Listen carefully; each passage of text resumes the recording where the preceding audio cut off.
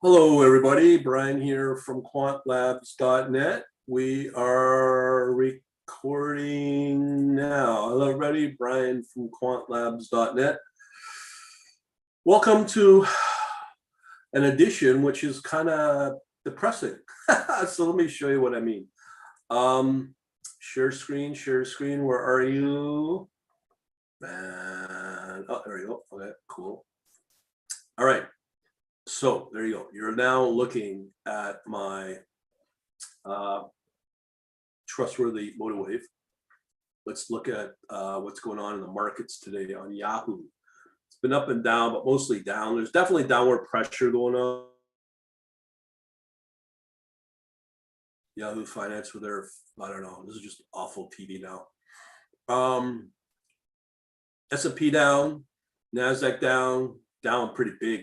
0.9%, up 0.25% for the Dow. Russell down 2.29%.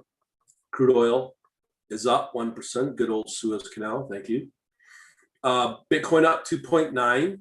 Crypto 200 4.48. Britain down yesterday, as well as the Nasdaq was up a little bit. I'm going to show you what I'm thinking about here when it comes to Asia. So with Asia, as you know, I'm doing my usual motor wave here, 25% off right now. Get it while you can. Really good platform. What more can I tell you? So what we're going to do is we're going to go through the usual Oanda CFDs to give you a sense of direction using harmonic scans where here's a target price. So we like the long, don't want the shorts usually. And, you know, that's the current price. So we want the target price from the harmonic scan higher than the current price. So let's go through this. I'm not going to go through, we have some Australia longing. So there might be some opportunity here.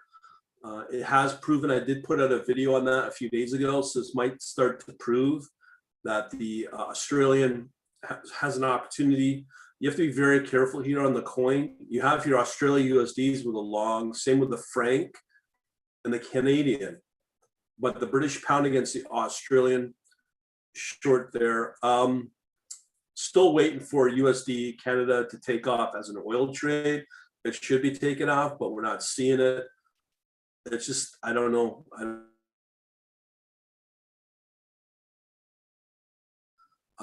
We even have here the gold shorting in euro. I'm going to try the Switzerland again, the Swiss franc. We have a long on the Australia 200. So Australia's looking good as well. But we know about when we say one thing or another, it may not pan out. And it's hard to confirm the entry and at the same time miss out on the trading opportunity. So again, we have a second long here on the Australian USD. That's something says about Australia going on in the market there. So that's good. But here's where it gets interesting as well. Hong Kong's leading out as well. And that's a Hong Kong 30. The Singapore is looking fairly strong there, but it's dropped off in the last few hours. That's the pound against the Singapore. We don't know about the pound and the Australian. Now here's where it gets funky. We have a short here on the Russell, 2000. INR's got a long, but I don't get very excited by that. But here we have a second long in the US Canadian. The performance is not that great. We have a short here on a safe haven trade, and we've already talked about that. I'm thinking to find more of those going to be on the back side of all this, but there are those that will take off. Now, from what I'm reading all the time now, we're hearing more and more over the next year or so, if people take their little vaccine like good little boys that they are, little girls they are, there might be a bounce back in the economy. Now, again, that's all speculative. That's on Bloomberg, and I've read other articles that we may enter in a period of the roaring 20s, and we know what happened after that. And I think that is a very probable direction we may go, where we may have these booms for the next year or two. And then once the debt starts to really take hold, like that we've been watching with US bonds, and I just showed you what's been happening there. We could start to see very depression like of 30 days. Okay, so you want to start loading up now while you can. I would be conservative. Don't get caught up in the hysteria of upswings.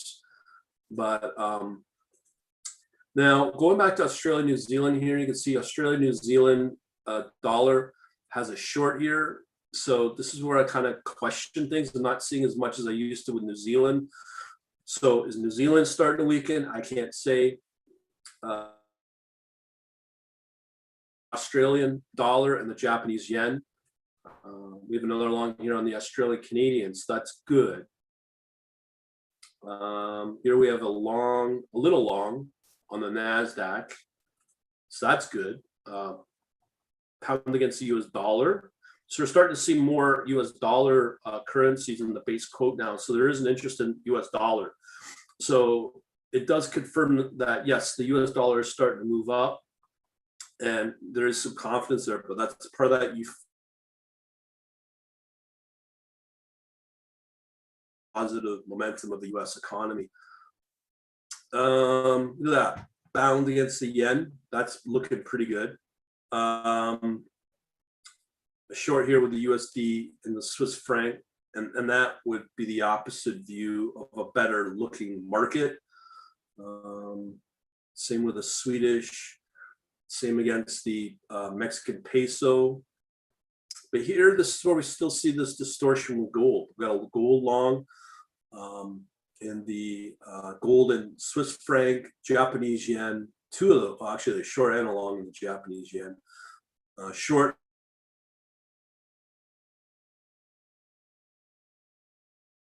dollar is starting to strengthen, but again, I'm just not seeing that too much in the economy. Well, especially today with the US data on the jobs, but that's past performance, but that shouldn't affect the US markets because you just pumped $2 trillion into the market. That should be a very positive for a very long, sustainable period, but we're not seeing that. Maybe the US markets are topped out. So all this talk about hysteria in the roaring 20s makes me really, to be honest, very confused. There's not a lot of convincing things to invest into long term. Australia, yes, but we've seen that before. Here, look at China 50. It's flat, it's declined, now it's gone flat. Now, is there going to be a reversal? Maybe, maybe not. Euro against the Swiss franc, euro against the Czech.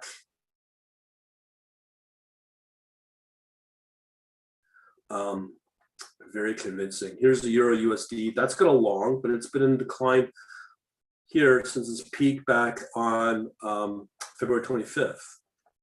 Hong Kong, here's what I was thinking, got a long here, but again, that's not, to me, not very convincing. The Japanese, Japanese 225 has a short, but here's where it gets interesting. You start to see Thailand start to move, and that's Taiwan against the US dollar, two longs there. So maybe that might be of potential. And again, that's in US dollar as well. I'm sorry, that's not the Taiwan dollar, it's the Taiwan market. So this is where I get, maybe Taiwan is going to start moving. I can't say. Here's the Nasdaq.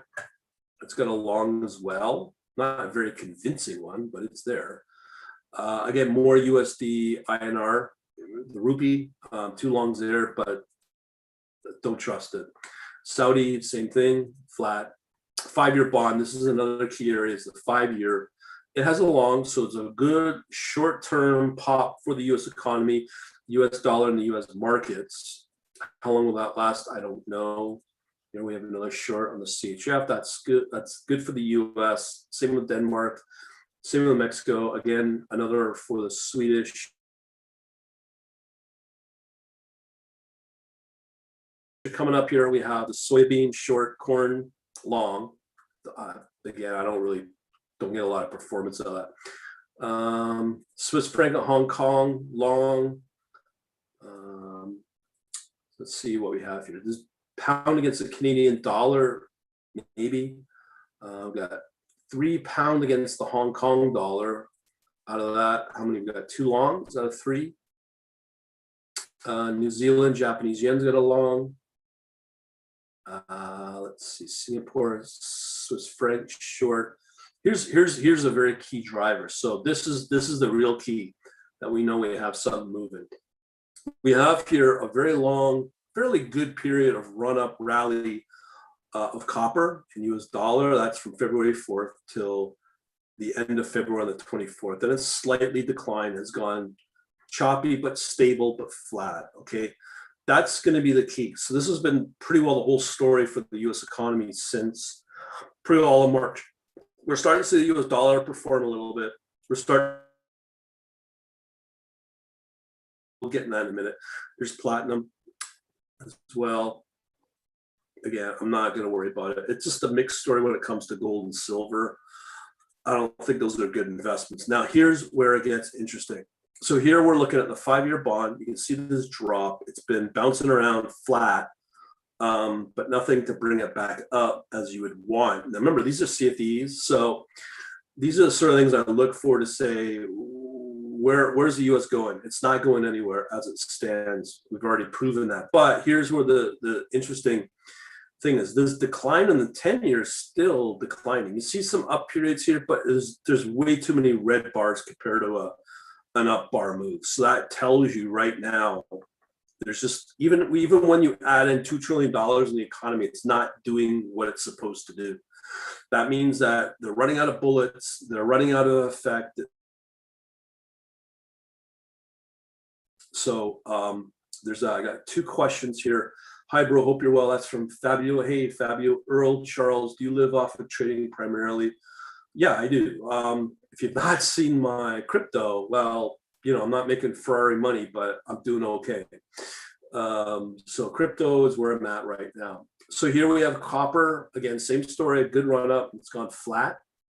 Platinum, again, flat. Brent crude should be doing good. You can see these big bar moves here, but again, it's flat overall between the open and the close. 30-year. Now that's the scary one. That's the long term. 2-year. This is probably the only one that's stable. Okay, and again, that's after 2 years. That's $2 trillion being thrown into the market. Here's Hong Kong, flat, maybe moving up. I can't say. There seems to be no other questions from Earl or Fabio. But again, if you are interested in what I do, what I would recommend is to go over to quantlabs.net. If you are into stock trading, I got some technical secret sauce there in these books that I put out PDF form free. That's where to go. And if you want more info, we can automate your crypto trading by going to this store here, quantlabs.net/academy/shop. With this price, you get access to everything for a full year. Let's go over. There's no other questions. We'll leave it at that. Thanks for watching. Have yourselves a good day.